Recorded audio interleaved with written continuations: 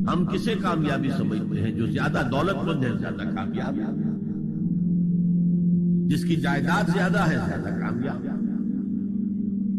जिसकी तिजारत बहुत फैली हुई है ज्यादा कामयाब, जिसके पास ओहदा बहुत बड़ा है ज्यादा कामयाब। ये हमारे कामयाबी के तसव्वुरात हैं। इन तमाम तसव्वुरात की नफी, कामयाबी इन चीजों से मुताबिक है ही नहीं। कामयाबी तो इन चार चीजों से मुताबिक है: ईमान, अमल सालेह, तवासिबिल हक, तवासिबिस सब्र।